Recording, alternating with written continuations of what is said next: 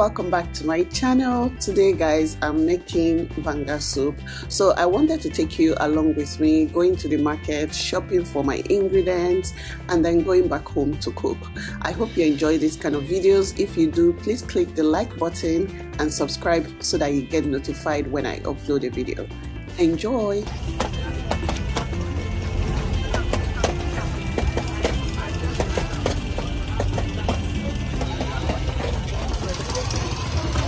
How much last, I beg?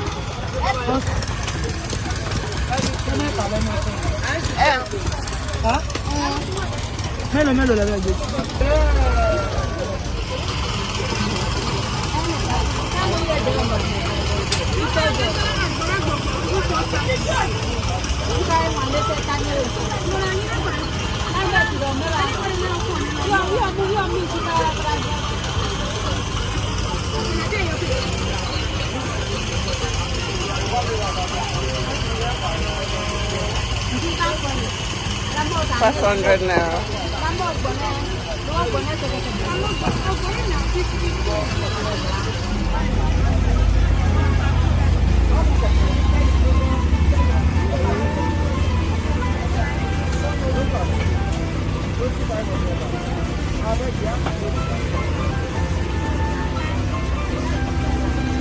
So I'll take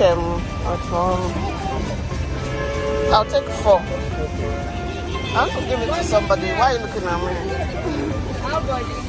Because the American you want to beat me. How do you do it? I don't get power to answer 30 money and the answer now. Money? Yeah, bring money come. I will face you. Neighbor? I don't know where I go. Okay, neighbor, go outside. Don't carry market.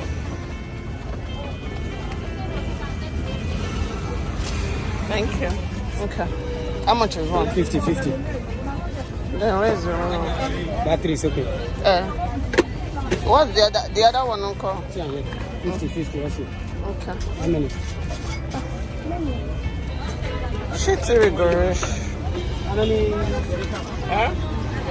One Dereka. One Dereka is small one. No, that's one. Half. Okay. Half pins. Half pins.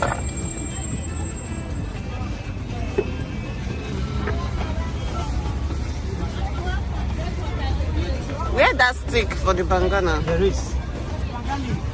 Yes, the bangali belletete. Need the bikini? No. When I come back, I must get tissue. Look at this one. Two ones are doing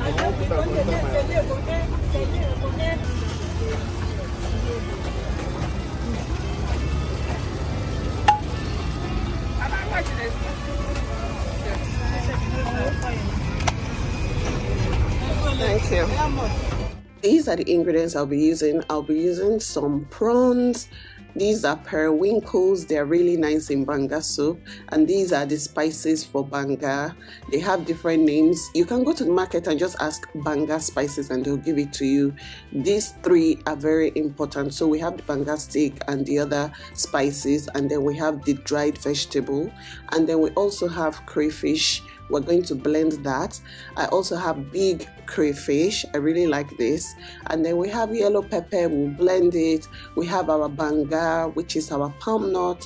And then I have onion and some dried catfish. I also have fresh catfish for this soup.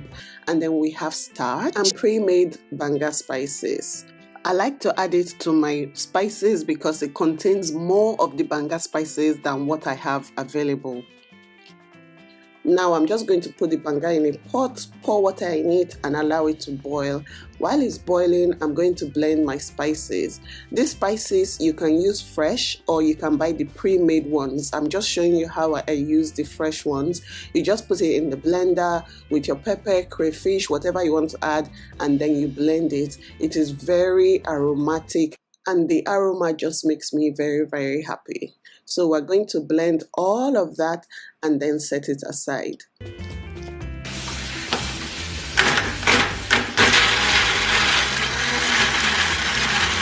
Once the banga has boiled and become soft, we're going to transfer it to a mortar and then we're going to pound it till the skin comes off.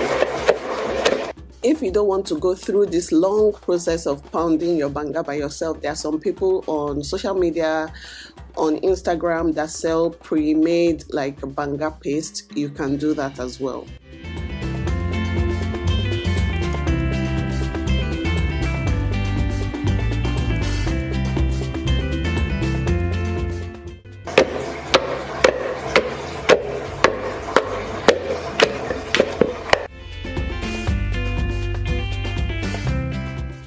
Once it's been pounded, I'll transfer it to a pot and then I'll pour in hot water so that we can loosen the skin. Sometimes you can use your hand to just mix it together, but it gets very hot, so I like to use my spoon to just mix it.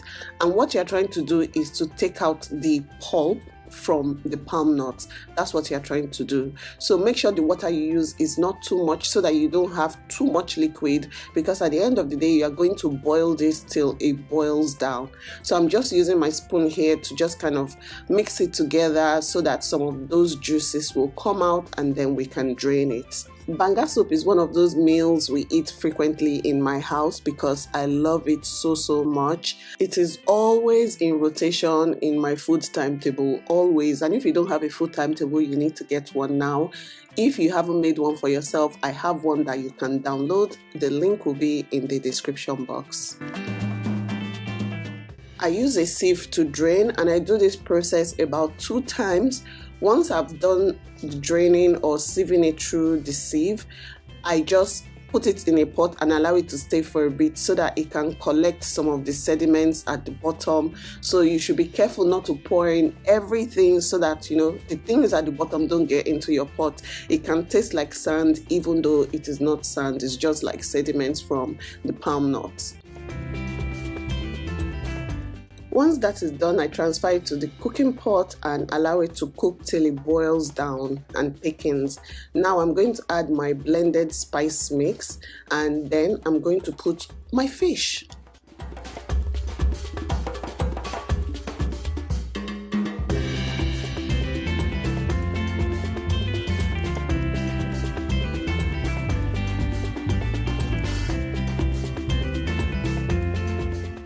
I will add the rest of the spices and ingredients. So I'm adding some crayfish stock powder, I'm going to add some Cameroon pepper, I'm going to add the dry fish that I washed and, you know, deboned, and I'm just going to put the banga stick and everything inside so that they start cooking and you can start perceiving that banga aroma.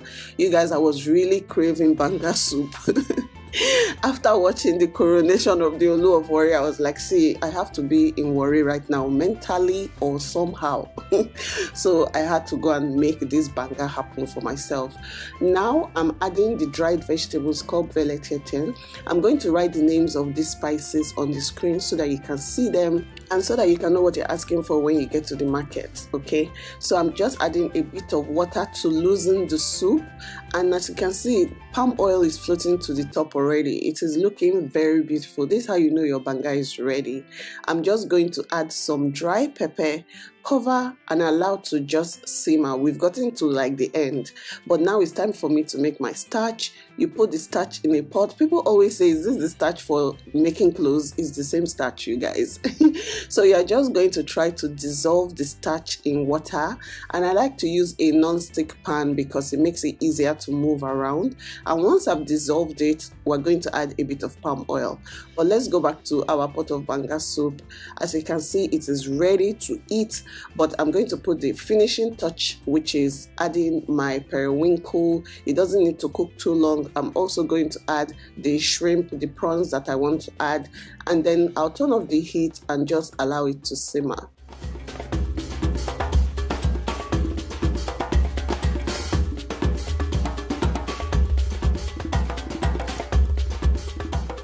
If you're worried that you have too much oil on your banga, you can transfer the oil from the banga into your starch. So you need oil for the starch to give it that vibrant yellow color, and you're just going to keep stirring and stirring till it becomes thick. It's kind of like maybe making pap. It's almost the same process. So you just mix and mix, and if you find that it is too thick, you add some more water and you keep stirring. You need your starch to become like translucent, so that's how you know that your starch is ready. So as you can see, we are almost there, and then we finally arrive. This is starch ready to be consumed. I'm just going to put my portion in a plate because by the time I got to this stage, I was starving. I was so hungry.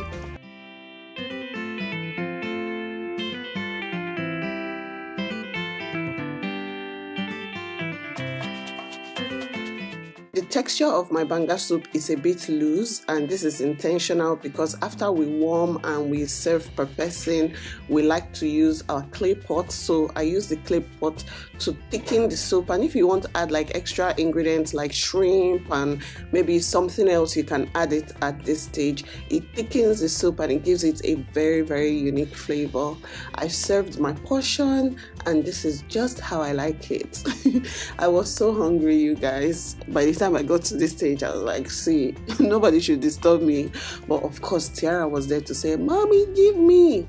Even though her food was served. Sometimes it looks like the parents' food has like more flavor than whatever they serve for their children. But that's how children are. I hope you guys enjoyed this cook with me. I will do more if you request it. Don't forget to click the like button and subscribe if you want me to do more videos like this. Also, I noticed a lot of you did not turn on bell notifications. Please turn it on so that whenever I upload a video, you're one of the first to get it, okay? I'll see you in my next video. Bye!